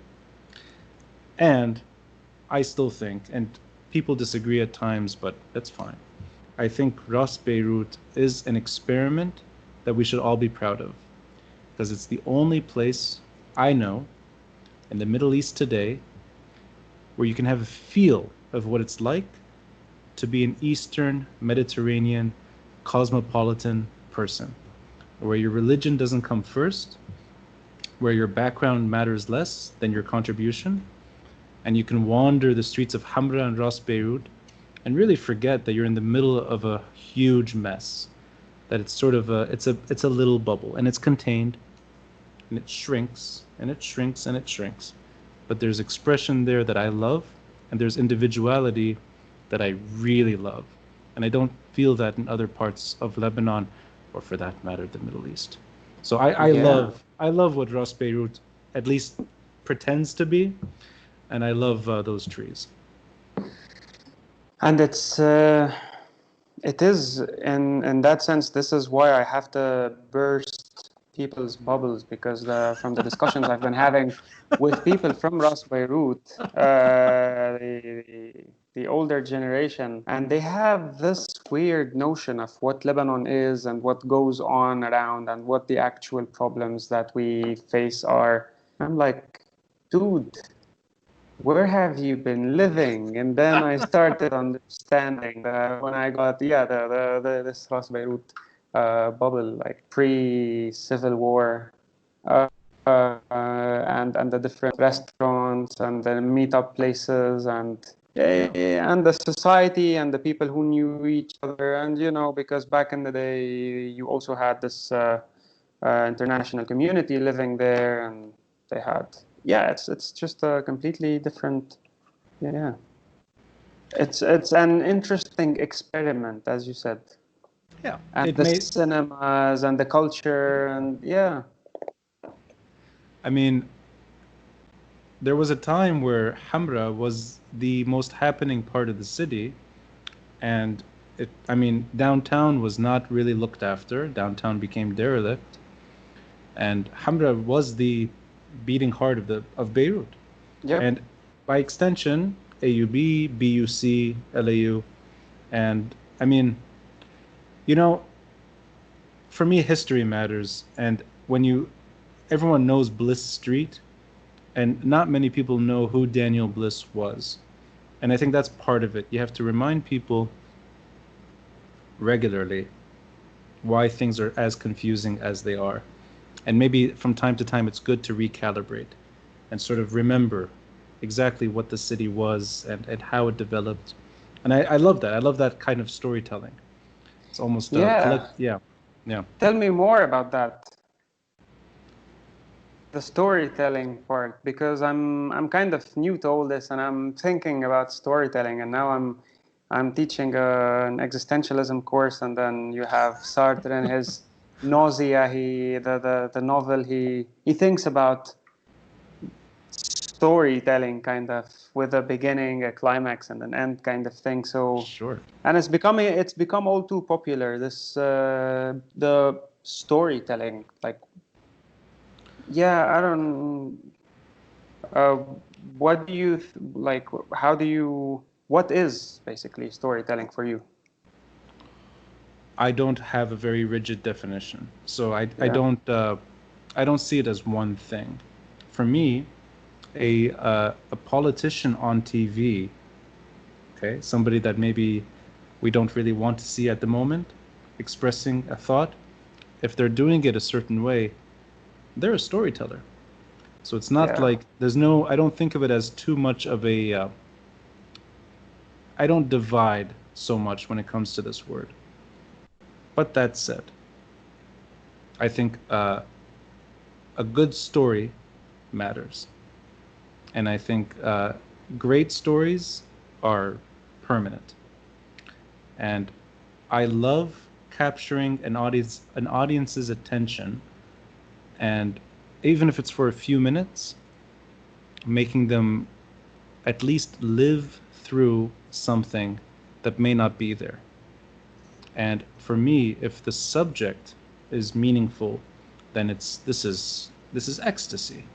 I really That may not be there. Yeah. I'll give you an example. Yeah. And I apologize if it's like if it's a redundant example, but for me it's a perfect way of exploring the field of storytelling. There's a there's a neighborhood in the middle of the city, in the heart of downtown, that is gone. It's been bulldozed completely. It's not there. It's Wadi Abu Jmil. Yep. Now, we all know Wadi Abu Jmil. We know the name. We know roughly where it is. But you ask somebody in Lebanon اليوم, take me to Wadi Abu Jmil, they're not gonna, they don't know. They'll throw you at Starko maybe. If you're lucky, you'll get dropped off at Starko, or they may drop you off by Ashrafi. They wouldn't know necessarily where it is, or like Had Clemenceau, and they'll put you somewhere. But we know the name. I think most people, at least in our generation, and I know we're maybe 10 years apart, but I'm going to say we're in the same generation, the post-war kids, or though no, I'll say differently. You are a Civil War child, so the 1980s. I am. Yes. Yeah. That generation, you and me, maybe we know that, yeah, it had a Jewish angle to it. The younger kids, I don't think they know. They don't even know. Unaware what that neighborhood is, even what it means or what it used to be. It's just solidaire. The whole thing is solidaire.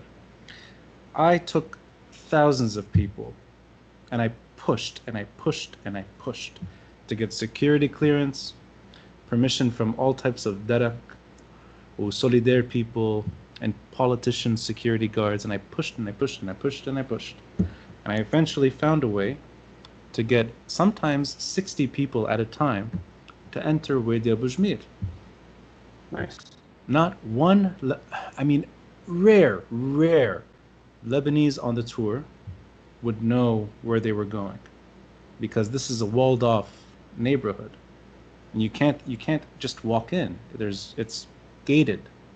It's heavily armed as well. Yep. And in this neighborhood, just below Sarai, I mean, it's right there. It's downtown. Had the Sarai. There's a huge synagogue. Yep. يلي عايش بلبنان ما بيعرف انه there's a كنيسة بوادي ابو جميل بوسط بيروت. بس الأجنبي كمان is startled. It's like, what the hell is this doing here? A massive synagogue in the heart of Beirut. يلي عايش ببيروت, let's say من أيام الحرب, has probably never seen it. Maybe دغري بعد الحرب يمكن is walking around Green Line Beirut, they may have walked across it, maybe. But for the last 2 decades at least, unlikely that you've seen the synagogue. And I'm going to ask you, have you ever seen the synagogue? Nope. So you'd only in pictures. You'd be the perfect person on the tour. So I wrote, I memorized, let's say, a story about Wadi Abu Jmil. It's about 15 minutes long. And it's 3 different spots in the neighborhood. And for me, that's storytelling. You're showing a group a downtown Beirut. You're letting them live through what downtown used to be like. You're letting them hear voices that disappeared. And these are very important voices. These are Lebanese Jews that once called Beirut home. And they thought of themselves only as Lebanese, only as Beiruti. And they thought of that far more important than their faith and than their God and whatever. And letting them hear their voices, letting them almost imagine that they were still there, and then taking them to a synagogue that was once operating, celebrated, and showing them the gates of a synagogue right in the middle of Beirut. For 15 minutes, you're back in the 1940s, 1950s. And you're showing people what the city lost. And you're showing them a lot of pain in the process. But you're giving them at least a window into that chapter. There's a beginning, there's a middle, and there's an end. None of it's chronological, but they leave, I think, feeling that they experienced something. And I can't do this online, and I can't really do it in print. I've tried in different ways of maybe flirting with different ways of storytelling. But for Beirut, I think you have to walk and take people right to where it happened and let them feel it. And it has to be visible, it has to be in person. And sometimes in the middle of the story, somebody in the tour would start crying. Oh. And this would be a Lebanese Jew who had returned on vacation. And they wouldn't tell us. I mean, they didn't really feel the need to mention it. But there were several times where it's older group, older guests would start crying. And they would say it's the first time they've seen this place in 70, 60, 70. One person left in the 1950s and returned. So he was a boy. He was a child when he left. So it's very emotional, and it's for me that's like giving a history lesson about a neighborhood, but done in a way it really has an impact. And that's kind of what I think about when I think of storytelling. Interesting. It's a very broad definition. Yeah, reviving the oral tradition, kind of transmission of stories through generations, kind of thing. You know? As an amateur, with somebody who doesn't really have a deep knowledge on oral, the hakawati. But this is the thing. It's like this is something I do think is important, and call it storytelling, call it the oral tradition, kind of oral history, or for me, in part, it would be mythology. But not mythology in the ideological kind of nationalist sense. It's just this, like the Greeks would pass on mythologies because we relate to them differently as well. Stories in general. It's because, as you said, you're interacting with other people. Maybe in this case, you're even you're seeing things that relate to what you're talking about, and it's a good example of illustrate what what you're recounting, basically. This is quite interesting. Yeah, much more effective than your typical history course as well, because you learn something and it sticks because it is a story, kind of. Yeah. I mean, it's not like I'm not. There, historians do a great job at. Of course, but I mean, it's in this case. I mean, it's more effective because when you're in a history class, if you're not interested in it, right. Yeah, exactly. You have to make the effort there. In this case, it's the contrary. It's just you automatically get sucked up into it, and. Yep, I am still around. Don't worry, because I have a UPS. But hey, welcome, there he is, my friend. Yes, this is not the first time, by the way, this happens. But, this is the real. هلا بلش الابيسود now. Yeah. Is your Wi-Fi gonna go? Do you think, or is it staying? I mean, it's if it's not for the Wi-Fi, because I do have a small UPS, it's for the PC. But we can. That might be the sign. That might be the hand sort of. Yeah. But I'll just add one thing before we. I mean, wrap it up. Sure, but it's and we can go as long as you'd like. And I didn't mean to. But I wanted to add one thing. البرج ساحة شهداء. I mean, it's gone, right? The whole thing is gone, except for that statue. True. And that's not even the original statue. The original one, yeah. So I decided to actually share a story on the tour, but storytelling, you can do whatever you want.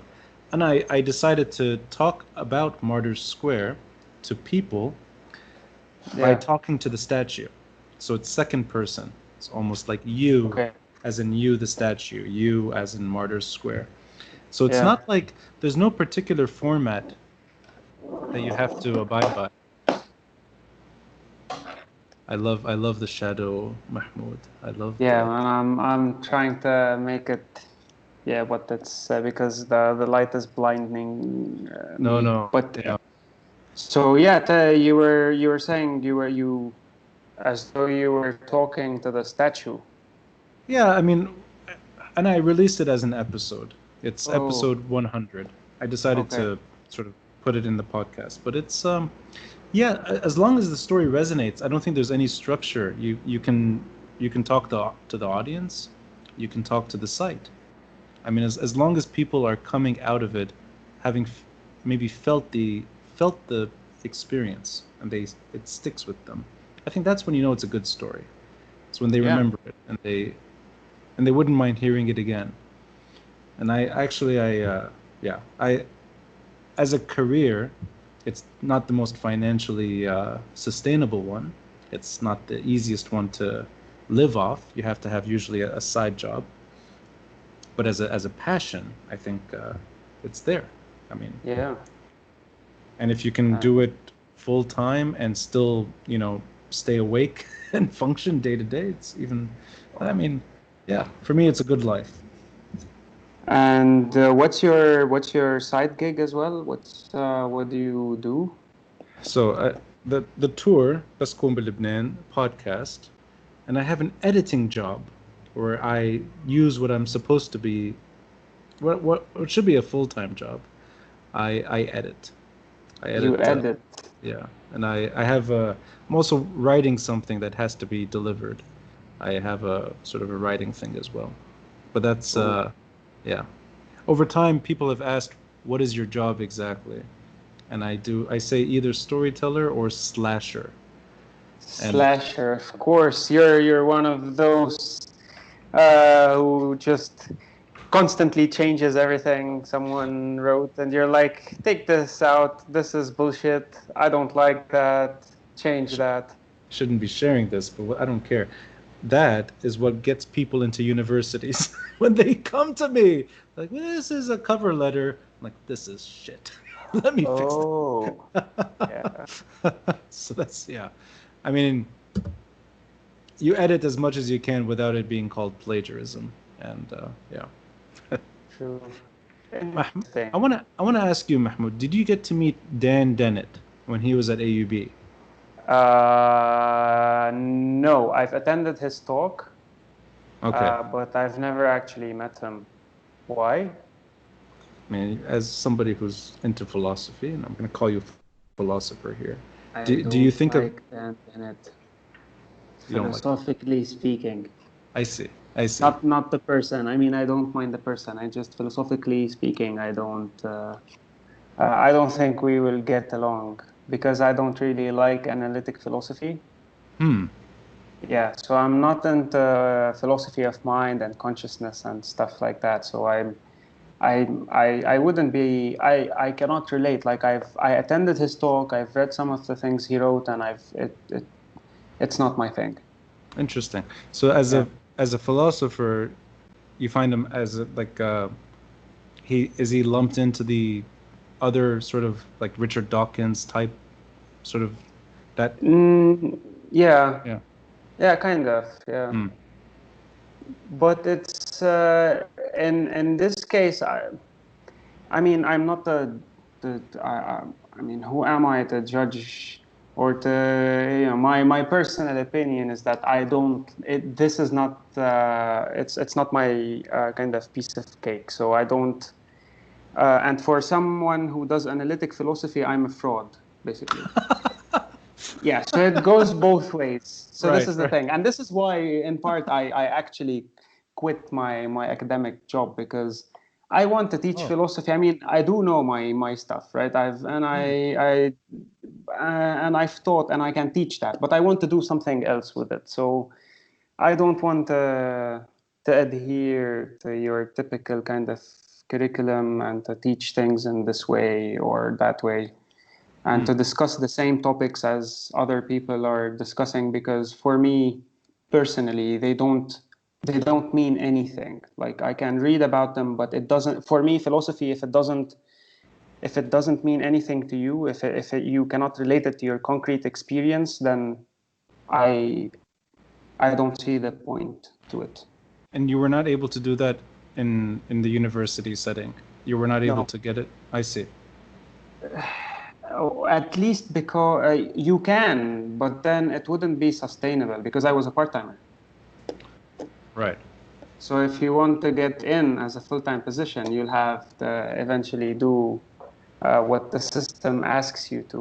So you'll Yeah. have to, publish papers, and to publish papers, you'll have to write in a certain way, and to write in a certain way, you'll have to discuss these topics to get it published. The entire, yeah.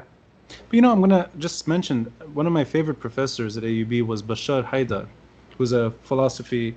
He's Oh, great, man. oh yeah, yeah. Okay, I was worried. Yeah. I was worried you were going No, to. no. He's one of the very few people I actually enjoy talking to as well in Yeah. parties. Oh yeah, Yeah. yeah. And actually, the nicest conversations I had with him were not at AUB. They would be in Hamra and cafes and just. I Yep. saw him during the protests, sitting in Martyrs Square, and we had a conversation. But to me, that is it. The disadvantage would apply to him as well, that he can't do what you're saying, or is it really just a matter of it takes so long to get there in an institution that the time is not worth all the energy. Yeah, and because so, I mean, I can't talk for him, but I think you have to have this kind of professionalism on the side in order to be able to, which I cannot maintain. Right. Simply because but then, so the other day, funny you bring up Bashar now, because yesterday I saw one of the talks, one of his talks basically on YouTube. I don't know how I got there. I was looking for something, and then he popped up, and then I read an article of his on the pandemic. Oh, okay. So, yeah. So what I like about him is that one of his comments was that, and he said it in Lebanese kind of, زهقت فلسفي. بدي أحكي عن شيء تاني, So I think, again, I cannot talk for him, but I like his attitude to philosophy as well. And no, this is what and this is good, the I publish, etc. But then his attitude to it is chill, kind of. And when you want to have these discussions, he's not really, taking. Okay, let me put it differently, because maybe he is one of I don't know, but for me, I've become disillusioned with people who deal with academic philosophy as though it's the savior from all worldly problems, kind of, and they take it all too seriously, that they cannot just chill. And you see that in the academic setting. It's like everyone is just it's as though they're on a mission, and they're saving humanity, and this is the argument, and I found the argument, and I was able to build up this argument. And they cannot, and this need not be only be or it's not anyone in particular. It's just the atmosphere of all the conferences I've been to, the different departments I've dealt with, and it's just, I did not really like that attitude, because for me, one has to be, it's just we need to chill, and we need to laugh at ourselves a bit as people who do philosophy. But I'm going to ask you, because this is a way to link it to podcast, and you said earlier that you don't really particularly enjoy academics. Oops. Yeah. Yeah. No, it's my cat. He wants to join the conversation. Yeah. ¿Qué pasa, chiquitito? Well, there we go. He's I don't know if you heard him, but he's been annoying for the past 10 minutes. Okay, we're getting all the signs. Electricity and the cat. It's fine. Yeah.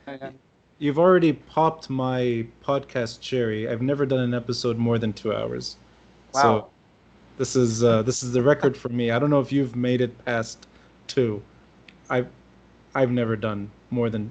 The longest was with Marcel. It was 3 hours and 40 minutes. Jesus Christ. I don't know. This could go on. If I had electricity, we can We No, can but continue this. Mahmoud, something about the moment philosophy came up and then the electricity goes out, it's really like I'm talking to the devil. Shadow, yeah, with that light on. I want to ask Yeah. you, and I won't. I promise not to take too much more of your time. I No, know no, it's past midnight, and it's fine, yeah. man. It's fine. I'm curious when you said earlier you're not particularly inclined to have academics on, unless it's sort of agreed in advance that it's a more fluid conversation. Is that something about why you're doing your own individual courses that you want? And I mean, is it more like applied philosophy in that sense, as opposed to just okay? So you see a benefit in using philosophy in real life. Was that something you just by default you can't do that in a university setting? That it's too institutionalized that you won't be able to test in a way the limits of what you're doing? Because I find it very attractive when you're a philosopher. I'm assuming out of passion for philosophy that nobody pushed you to become a philosopher, Yeah. and that you're able to do it on your terms. And it's very rare that somebody can have a job that they create and love it at the same time and do it well. These are very rare. Yeah. These are, I think, what people look for in life. I looked for it and I found it. When you can set the terms for your own career and it's something you love doing, you don't work for anyone. I mean, in a way, you're your own boss. So I find that very attractive as in this world of whatever you want to call it. Yeah. So is that part of the story here that you could have stayed in university and you could have gotten tenure at some point and you'd be publishing pieces, but you would end up irrelevant in that sense that it's not Miserable. I miserable, tried miserable. it. Yeah, Yeah, I wasn't happy because it's a loop that yeah, you get into because I wasn't happy and you're constantly thinking of the next paper you want to write in order to get it published, and it's just exhausting because universities have come to the point where bureaucrats they forgot that philosophy is not about publishing papers. I mean, we're not doing physics here. It's, yeah, exactly. Yeah, it's uh, true. Yeah. There's no so like, yeah, I now you can tell me I can teach, let's say, and I've heard this from many people that you can really, if you really love teaching philosophy, you can do that at a college or something, or a liberal arts college. And so this is where your question comes in. And I think at the end of the day, um, just some of the reflections, because I don't think if this is sustainable. I mean, I'm just tinkering with it for now and I'm enjoying it a lot. So on the one hand, it is institutionalized, mm, and one of the downside to all this is that you have students who only care about the grades. of course, right. So you Yeah. cannot you can so of course I can do my part, I can get them interested in it, etc., but at the end of the day you have to give them exams and papers to write, and you'll have to grade them based on that. Right. So somewhere in their unconscious, even if they claim they love philosophy, at the end of the day they just want an A. And you see that and as the and that, this but is that is no? not Sorry, so interesting I'm curious, for Mahmoud. me. Is that because Like is that because they're undergraduate students that you don't see that they're particularly passionate about philosophy? They're taking it as just an it could elective. be, Mm, it could be. Now, some of them are, but at the end of the day, even if they are passionate about it, yeah. if they don't get an A, they're gonna be upset. Right. Right. You know. Yeah. So you have eventually you have this grade element, and it creates some sort of. I always constantly try to tell the students, and I told the students, look, if you're in it for the grade, get the hell out of the course. I'm not interested. You can take whatever course and get an easy A there, etc. And this is why Yeah. I was accused of scaring the students at LEU, because I told them that if you're in it for the grade, just this course is not for you. Uh, I know nothing about this story. All I know, oh, okay, no, okay.